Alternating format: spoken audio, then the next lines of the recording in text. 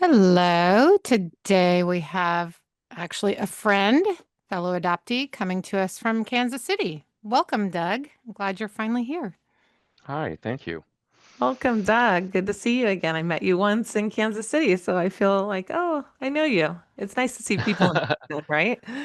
It is, yeah, for sure. Yeah. So tell us your story, however you would like to start that story. Okay. So my name is Doug, and I'm an adoptee that was born at Florence Crittenton's Home for Unwed Mothers here in Kansas City, the location that was down near the plaza. This was in May of 1968. My birth mother was 19 at the time that she had me. Um, she Once she had me, she returned to her home here in within Kansas City proximity, and shortly thereafter left Kansas City, moved to Chicago, became pregnant again, and placed a second child for adoption, uh, barely a year after placing me. Um, my understanding is part of that placement was in revenge uh, to her family for them forcing her to place me. Uh-huh. So she and I entered into reunion when I was 21. Initially, she had located my adoptive parents when I was 13. We had just moved back to Kansas City from living overseas, and my adoptive mother received a couple letters from my birth mother and responded, sending some photos and just, kind of the statement of this really isn't the right time because, 13-year-old teenage kid and also just moving back. But my mom, my adoptive mom kept the letters. And then when I became 20 or 21, gave them to me. I remember reading the letters and of course, this was way pre-internet, going to the downtown Kansas City Library to go through the collection of white pages that they had for, all the cities throughout the US. And I got my birth mother's phone number from the address and name and got home and called her up. And she answered, and I stated who I was, and she got excited and quickly handed the phone to her husband so that she could calm down and gather her emotions. Can And can can I ask yeah, something prior to Yeah. that? yeah, Kind of going back to your adoptive parents, were you born due to infertility? I mean, were you adopted due to that's infertility? that's my understanding. I don't recall ever having a full open conversation with my adoptive mom or dad about why they couldn't have biological children or chose not to, but they never And were you did. the So first adopted? I was the first. Yep, yep. And there And then were I one other one, an adopted sister that came 2.5 years after me. In fact, my one of my earliest memories is being, I'm assuming, I'm not sure where, if it was down at City Hall or a lawyer's office or what the place was, but being in a room where we uh, met my adopted sister for the first time. Wow. So, yeah, so I would have been 2.5 at that time. Yeah. You remember it. So, yep, yep, I was going to I ask do. you, how did your birth mother, your first mother, know how to find your parents? That's always, I never asked her. Well, any conversation that had to do with it was that she had a friend. I don't know exactly what that meant because my adoption was done via a lawyer. It wasn't like through Catholic Charities or any other Oh, entity like that. It was done through a lawyer that did involve social workers, and the exchange of me did happen at City Hall in an huh. office at City Hall. So, Yeah, I was um, curious about like how she, because that's a pretty investigative right, thing for her to do at that mm. right. time. But Yeah. but one thing at that point, well, I'm not sure when she became a member, but she was heavily involved with Cub in Uh-huh. Connecticut Okay. um, through at least definitely through the 1980s and into the 90s. I'm not sure if she was involved in it in the late 70s or not when so she would have wrote my mother probably 1980, 81, Okay. something like that. So And however you she found me, go ahead. always told you were adopted? Yeah, yeah, my sister and I Yeah, have always typical of known. the era, right? Yeah. Yep, yep. Um, but no, I don't know if it was a connection that she had through Cub.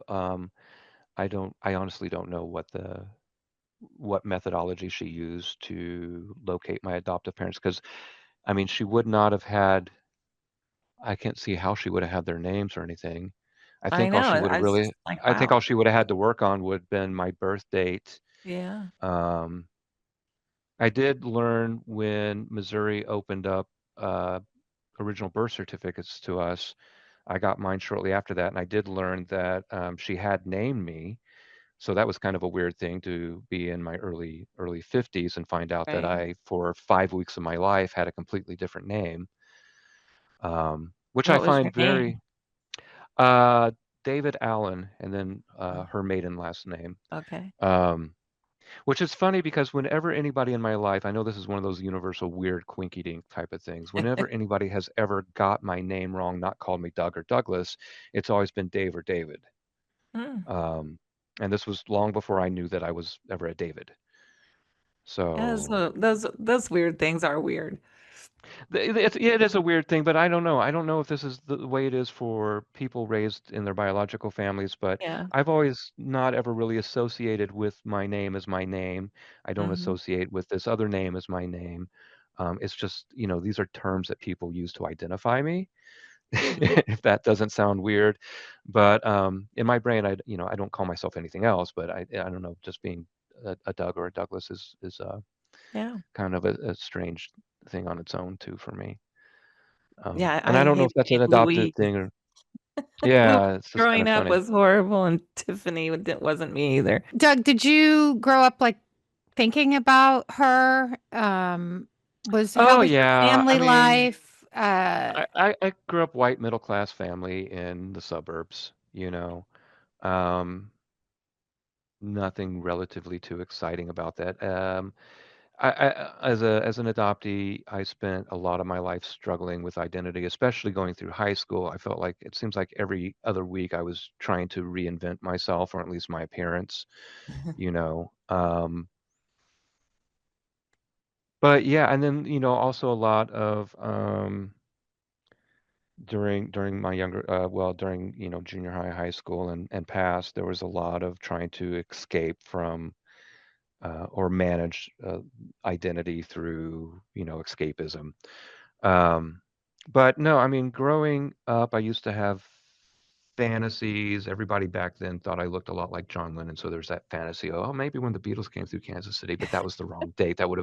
I'd have to be a few years older for that to have actually happened. Um, just one of those it's one of those goofy things that I think us adoptees kind of create some scenarios that Yeah. you know placate a history that um, we create for ourselves to comfort ourselves in. A ghost kingdom. Um, yeah, yeah, very much so, very much so. So so after calling, we had quite a few more calls, and I think it's probably plays out this way for a lot of people that when they enter reunion, it's almost like a brand new relationship in the sense of Yeah. not romantic, but it has almost that element where you just have to keep talking and Yeah. learning more and more and more. You know, I can't remember how long it was after. It could have easily been within the first month, but I ended up getting a train ticket and traveling by train from Kansas City to Connecticut. Um, she met me at the train station. There was all the emotions that came with that. Um, I don't know, if other people out there when their reunions, but one of and this sat with me and it still sits with me with this day. One of the first comments that she made is she pulled out an envelope and just gave me a wad of cash and said Oh, that this is for all the toys that I wasn't able to buy you when you were oh, growing up. And it was just like, yeah, I was definitely not ready for no. reunion. Looking back now, I know this. Yeah, At the right. time, I didn't realize how how in many ways devastating that reunion can also be. Um, I think you've so touched yeah, on so many adoptees aren't ready for reunion when we go into it with, oh, so unprepared emotionally. And right. then, Because I mean, prior to that, I had no therapy. I had no right, understanding about, any form of adoptee trauma right. or that. And ironic, I don't, not ironically, but it's sometimes devastating for me to think about the fact that she was involved with Cub for so long, but there was never a discussion with me about the trauma that I might be experiencing or the trauma that she might be experiencing. I mean, I know she did marches on Washington for adoptee rights. I know that she was constantly, writing letters into the newspapers there in Connecticut that were published. Um, she's been involved with prominent figures within the adoptee community back in the 80s and 90s. So the fact that we never had a dialogue about the trauma aspects and that when the trauma aspects started showing themselves in our Yeah. relationship that was never discussed. In fact, it was avoided and it ended up in many ways it ended up being the demise of our reunion over time. Mhm. So Is she so still yeah, alive? she's still alive, but she Okay. suffers from a genetic brain trauma Oh, issue, where basically, I can't remember what it's called. I should have looked it up before coming into this. But basically, she was suffering from a lot of seizures, and those seizures were all centered around the hippocampus, and they've wiped out most of her short-term memory. wow. And she, at one point, ended up having brain surgery where they ended up removing part of her brain, which she got very fixated on the fact that a part of her, like in relinquishment, was removed without her consent, is how she felt about that. And eventually, she did have a type of device or thing inserted into her brain to stop the seizures. But she doesn't really have any short-term memory left. Oh, And a lot of her long-term memory is centered around her trauma that's associated with me. huh. So in the end, pre-pandemic or right around the beginning of the pandemic, it just got to where there would be multiple phone calls every day. She would either be depressed and talking about harming herself, or they would be super loving, telling me and my ex-wife how much she loved us, or it would be um, calls just screaming at me, telling me how much she hated me. So the roller coaster became too much for me. Yeah, And for my own mental health, I exited out of the relationship. yeah. Understandably. And part of what really triggered her to become even more adamant in her animosity towards me is right prior to the pandemic, I ended up entering into reunion with my birth father. And and I've also let go of that one too, just because in that situation, um, I was the one doing all the work, and for me, that's just I'm in my mid later 50s now, and if I'm going to invest in people, I need to feel like they're invested in me as well. Agree. Yeah. So so I quit investing time in that relationship as well. I have a couple questions. What was the story of your birth, their relationship? How old were they? And then I want to know My about uh, her other child that so she gave up shortly Yeah. after you. yeah, so my birth mother in high school had a guy that she was serious with, and he, according to her, was out swimming drunk and drowned. According to my birth father, there was thoughts that maybe it was an intentional type of thing. Oh. But anyways, my birth father was a rebound from that. Well, she has stated, it's funny when you meet both, you get two stories. She has stated that he was a rebound. When I met him, they went to prom together and spent all summer dating.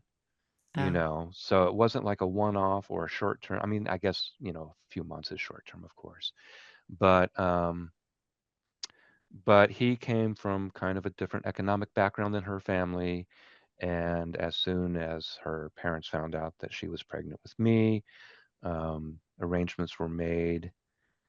She probably was, I was born in May, so she was probably she entered into, her father took her to Crittenton the day after Christmas of That's so 67. depressing. So she would have been 3 to 4 months in at that point. Um, one of the things that she shared with me about the experience at Crittenton, and I've commented about this on others on social media and stuff like this, and had people come back and say they don't believe it could have been that way. But the way she remembers it was a lot of the girls that were pregnant, there were women, basically would have job assignments that, it'd either be they would work on the cleaning, or in her case, care for other infants that were born until they were adopted out. So in her case, she stated that she took care of feeding and changing a little African American girl um, until she was until my birth mother had me, and then she left. And she has stated that when she left, she actually uh, missed that child more than she had missed me. Of course, when I was born at that time, women were put under for the birth. They weren't, Right. it wasn't necessarily a physical experience. So for her, it was the loss of the child she was taking care of, which, of course, if you think about it, is a total kind of mind screw, you know, as Yeah. far as keeping these women from becoming attached to the ones that they've been carrying. Yeah. That's so sad. And why would people fight back about that? That's odd. Well, and there's documented stuff, Yeah. there's lots of books about this stuff. Right?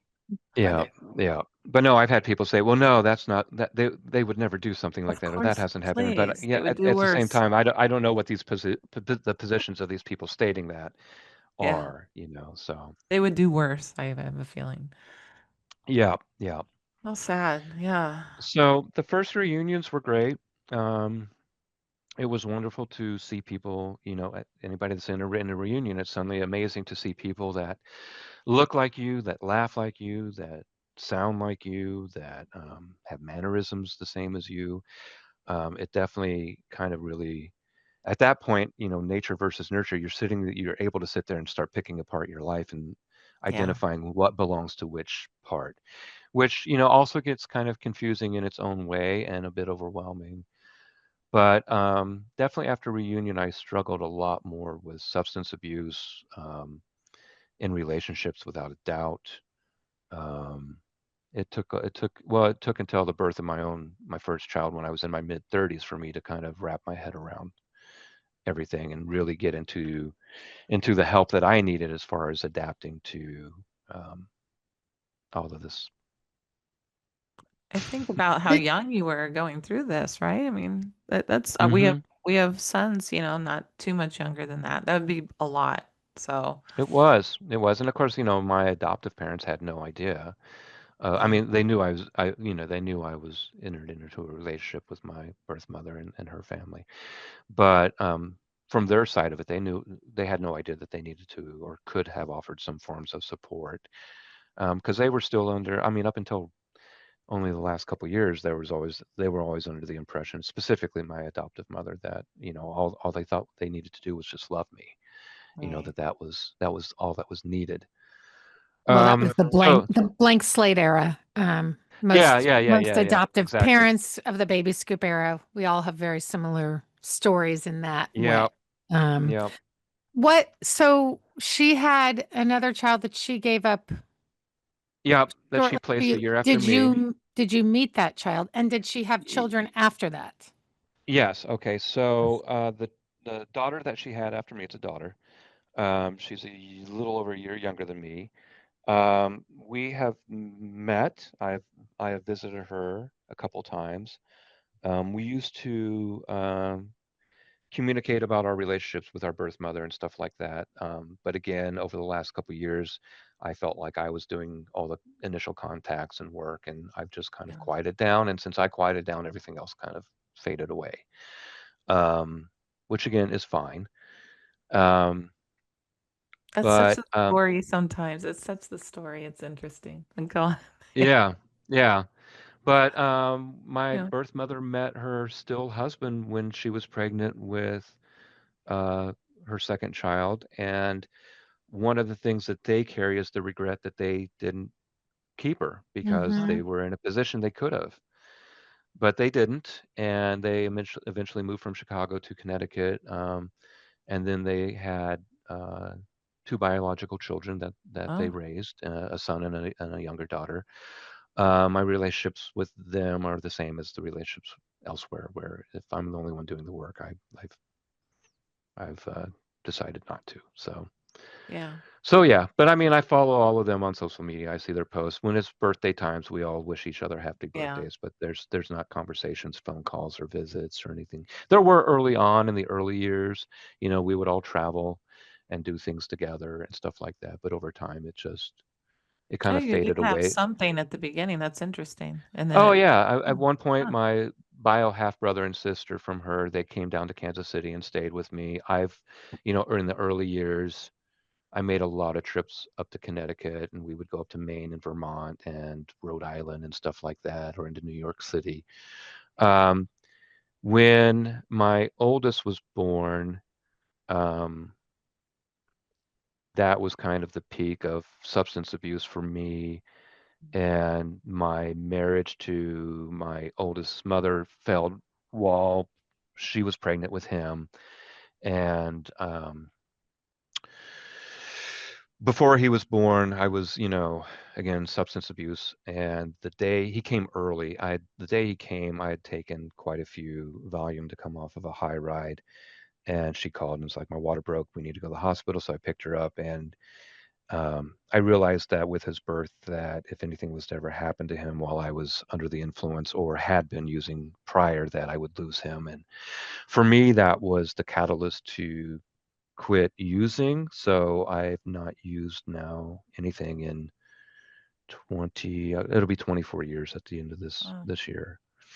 yeah. So, but that marriage ended up not surviving. And not long after that, I met my second wife, who, here's the drum roll, tum, tum, tum, tum, uh, was a birth mother. She had Ah, placed her firstborn is 3 months older than my firstborn, and she had placed hers shortly before we met. And so, 20 years, well, now it's 23 years later, our marriage ended almost 3 years ago now. Um, Looking back, you can easily say that that marriage was based off of adoption trauma. yeah. I was gonna say That there's a that lot that of like, that was our bond. Though both, even though with all the therapy I've been through, you don't think about all that no. necessarily when you're going into something, um, but yeah, no. So we had 20 years together, some good, a lot bad. Um, You're and attracted to what you know. Like I did a whole imago therapy thing and with yeah, my yeah, yeah, husband, and it's like you're drawn to your pain.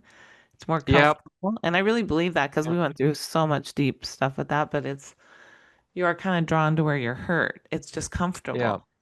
yeah. So much of that Yeah. relationship, I mean, all of that marriage was very centered around adoption and our trauma. So her son was born in October. So every October we had about 3 or 4 weeks of straight heavy depression. Oh yeah. Um, she entered into an open adoption. She picked the adoptive family. It was through an agency here in KC, and it was open where she got to see him and visit, and they would do dinners and all that stuff. But when he was around 5 or 6, the adoptive family ended it, Hmm. um, for where she could see him, but they would still like do a dinner with her, uh, either on her birthday or around her birthday or around the holidays. And then But when without her him. without him, right? Oh Yep, yeah. yep, Mm. yep. And that's when they would give her photos and talk about how he's doing. Brutal.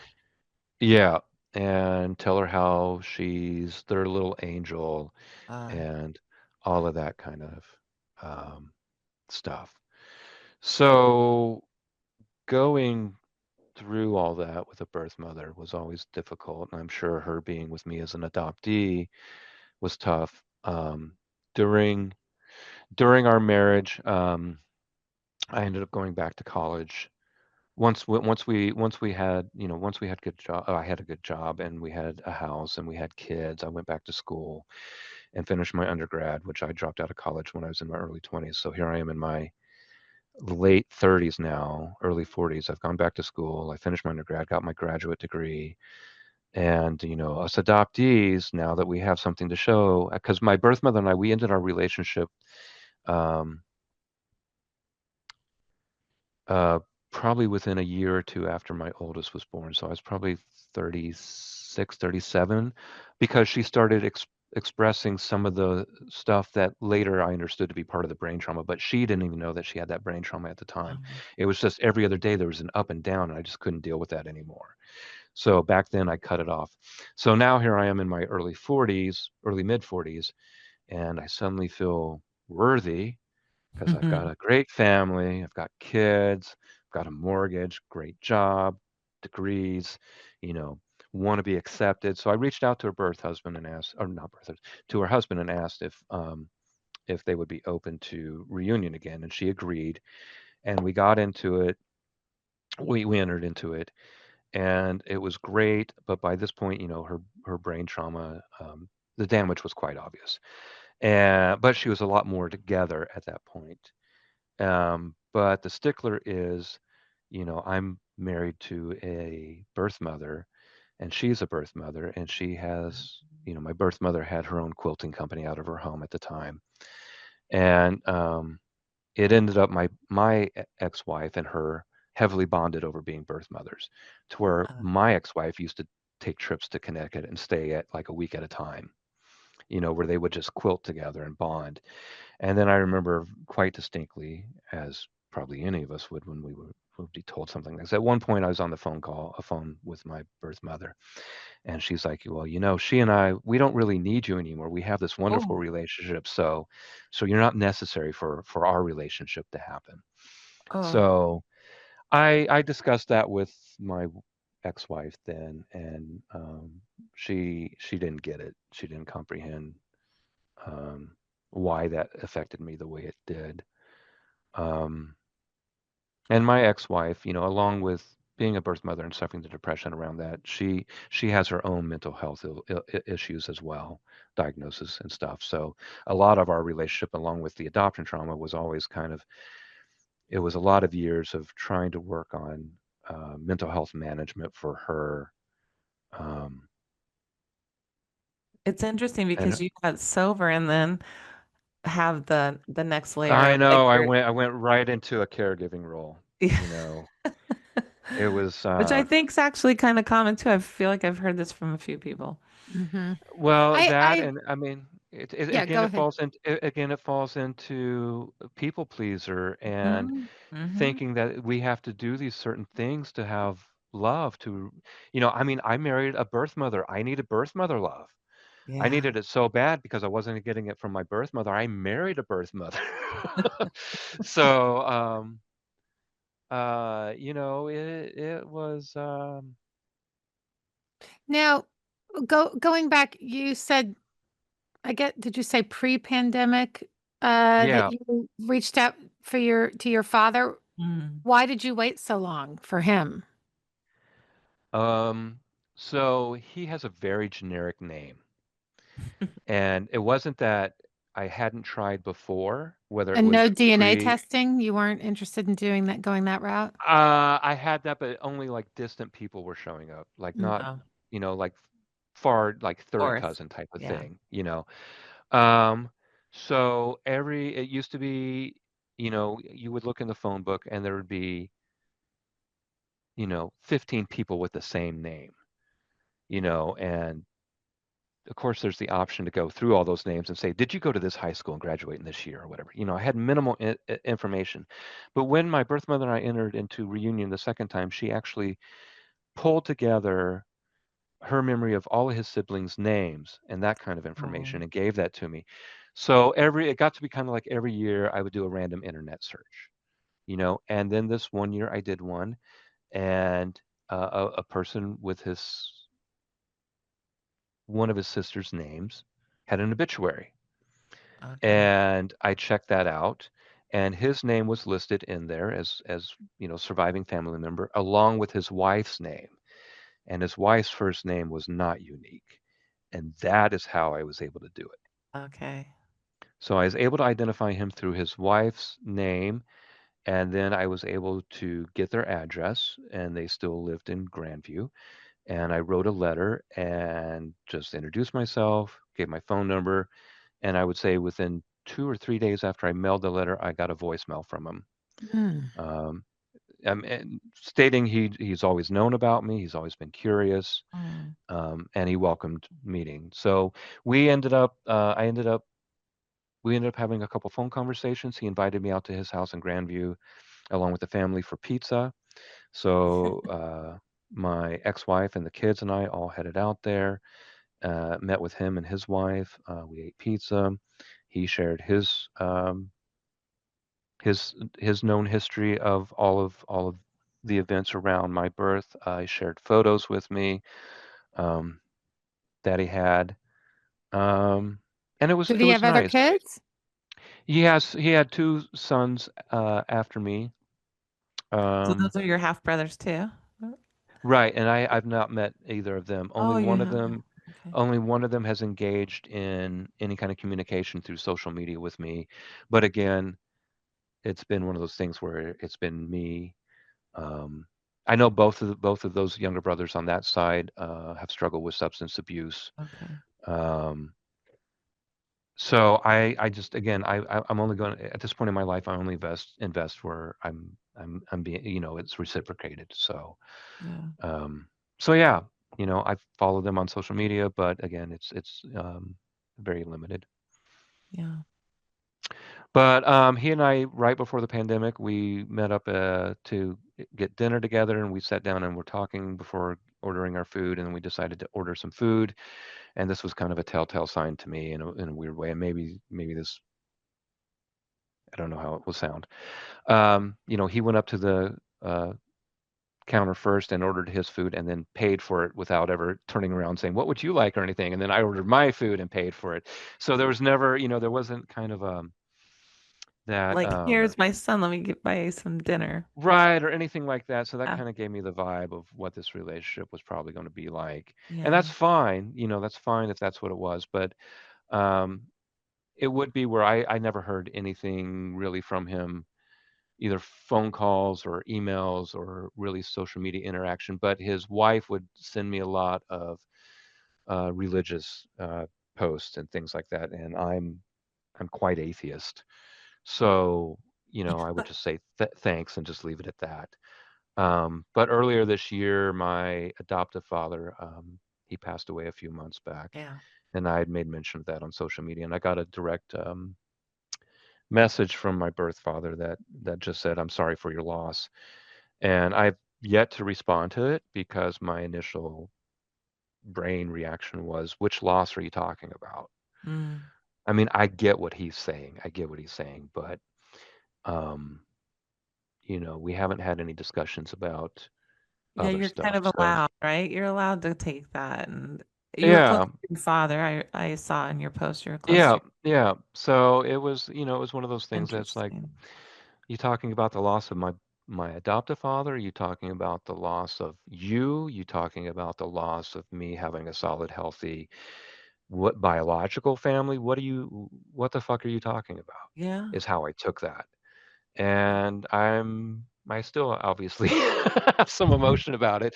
And considering I haven't responded to it, it probably says quite a bit as well. But um, I mean, I was you thinking know, that because you're like I'm being healthy and keeping myself here, right? But we're still hurt. right, I mean, we are. right, Yeah. right. I mean, I think that's part of the healing in a It way. is.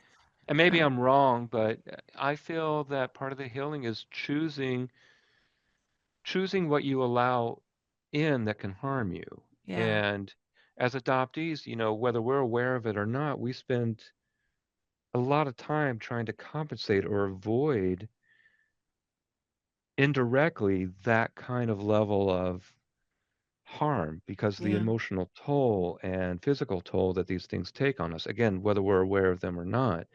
So, right before the pandemic, I found a therapist that specializes in adoption trauma, and she's an adoptee as well. And so it's been, and again, I've been in therapy since I was 21, off and on. So to find somebody that's able to, I don't have to explain it all to in Yeah. and try to negotiate my emotions or why I react a certain way or you know whatever. Um, that was grateful. So during the pandemic, um, before the pandemic, I had gotten to a point in my marriage where, because of the mental health stuff that was going on, that um, when you've become a caregiver for a person that initially started out as a romantic relationship, it really changes the dynamics of everything. And I was at a point that um, I didn't want to spend the rest of my life as a caregiver. So I had started looking for exit strategies as far as divorce and stuff like that. Whereas in my youth, it would have been, you just find somebody else and you move on. That was Right. pretty atypical of my 20s and relationships. But I don't know if my ex had, you know, became aware of that somehow, but with her depression, anxiety, and other stuff, at one point, right at the beginning of the pandemic, she made it very clear that if I was to ever leave, that she would harm herself. So that kind of put me in a pickle in that I felt that I couldn't leave.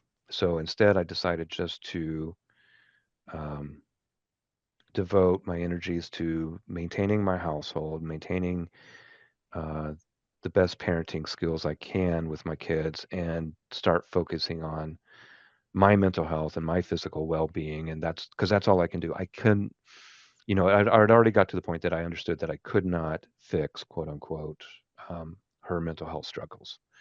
Yeah. Um, so I had my therapist, so I'm working on my adoption trauma. Prior to the pandemic, because I travel all the time for my job and everything, I was at like 225 pounds. I was overweight. I was unhealthy. Um, Physically, I was struggling a lot. So, put myself on a hardcore diet and stuck to it and started exercising every day and working on the mental health and ended up losing 50 pounds and feeling good about life. Uh, things were really felt good for me. Um, but I think that, I can't. I'm making assumptions. I don't want to ever speak for my ex-wife because we never had any discussions about who, what, where, and why. But I think my getting healthy ended up being um, too much for her, as in Yeah. she was not able to. For her, and it seems like any time that we got close to where things were feeling better for her, or she was getting the right kind of therapy or group stuff or the right medication, whenever things seemed to be kind of turning a little bit, um, there would always be a sabotage or a walk away from it. So, so I got to that point, and shortly prior to the pandemic, my oldest moved in with us, and we had discussions about that. But out of the blue, she's like, one day in the kitchen, she just stood there and looked at me and said, I never asked for him to live with us. I don't want him here. He needs Oh, to go, or I'm leaving. So then I was put into that situation, and I know how I'd react to that. Mhm. well, it was Parents too tough. would be like, okay. Mhm. I got us a therapist. I mean, of course, at that point, it was still all telehelp. And I remember that by the third session with that, that was in July. So we had just celebrated our 15th wedding anniversary and our 20th year together. And I was in North Dakota working, and she was here, and we were both, on the computers calling in. And she was just like, this is just pandemic fatigue. He's fine. He's a great kid. I'm good. Everything's fine. There's nothing to worry about, Uh-huh. Yeah. So came back and everything seemed fine and normal. And then in September, I went out of town for 10 days to Mississippi, got home, and she announced that when she picked me up at the airport, we got home and she announced that night that she was done. And then the very next day, I came down with COVID. And while I was down with COVID, that very next day, she packed up stuff and moved out, Wow. left me with the kids. Oh, So there was no attempt to there's never, to this day, I don't know exactly why. There was never a discussion of why it was ending. Um, I don't know you as well as Sarah does, but I feel like that was maybe a gift for you. I mean, oh no, it was, yeah, there was no, I it mean, must have been brutal, but yeah. it was brutal because I decided that this was the role I was going to take, and I was Mhm. definitely tethered to that relationship. Mhm. Um, but I mean, even that tethering could probably be tied back to our unique adoption trauma bonding, that she and I had for I being a had birth that with mother. my ex. Different, not adoption bonding, but we were so tied to staying together no matter what, even though it wasn't. Right. But Yeah. within 7 days of that announcement, she had us scheduled with a collaborative divorce mediation team. Wow. She was So we had a Skype in on that. Um, Skype. There was a brief period of trying to cohabitate, but not, we didn't share our same room, but that lasted maybe a week. We tried nesting, alternating. That lasted maybe 2 weeks. In the end, I ended up staying here with the kids while she lived with her folks. So while we went through the divorce mediation process, so the divorce mediation process started in October. Everything was wrapped up by the end of December. She got her own apartment by the first week of January, and the divorce was finalized in March. So within 6 months from Wow. announcement to end. So there was a huge whiplash that came with that. But by like late November, I woke up one day and realized that I no longer was carrying the weight of being a caregiver for somebody struggling with mental health issues. And I know it's a terrible thing to say, but in my mind, I think the health of any relationship can only be as healthy as the sickest person in it. Yes. Mhm. So having that lift was phenomenal, but it still took a lot of work between therapies and group stuff for myself and, online meeting group things with other divorced parents and men groups and all that jazz to work through a lot of that process. Because again, I mean, it was 20 years with somebody, and to not really fully grasp what the exit was for has always been difficult. And she and I, we now have not spoke for 2 years this month, a little Wow. over Mm. 2 years now. Um, we haven't been in front of each other. We haven't shared words outside of texting, um, which even that is maybe now to down to at best maybe once every other week or so. Mm. So the kids alternate home every other week. Um, my oldest, because he's from a older, the first marriage, he lives here full time, which is great for my travels for work because he's able to take care of the pets and the house and stuff like that. So that's been a joy. Um, and then my daughter, who's going to turn 18 next month, she's now kind of creating her own schedule of when she bounces back and forth between the homes. But I think she and I will need to have a little bit of discussion for that because I'm now into a exclusive uh, new relationship that started a few months ago, and um, kind of got to negotiate. We're not ready to introduce kids, so got to negotiate this thing and get my daughter. Not, no, I need you to kind of stay in this lane for a while. You can't just suddenly be popping You're taking over. it slower, it sounds like. You're doing a little bit of Yeah. the healthier going there. Yeah, no, we're doing the healthier things. I mean, this Yeah. this new relationship is very different from anything I've experienced in the sense that we're doing everything we can to be authentic and to create safe space and talk about any flag that is not green and to balance our work, kid, relationship, life.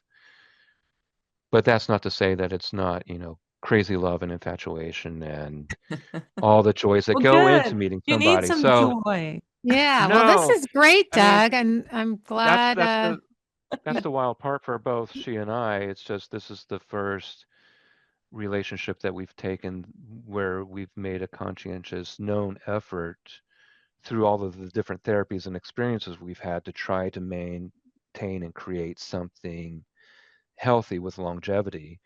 And I know it's early, but that's one of the things we're talking about is, of course, if you're coming into something like this and you're talking about trying to be this healthy, then you're also talking about the longevity that you would like to have with this Yeah. investment that you're creating. So right now I'm just kind of in like these amazing happy spaces that I haven't experienced before. And I'm Well, I'm glad um, for glad that.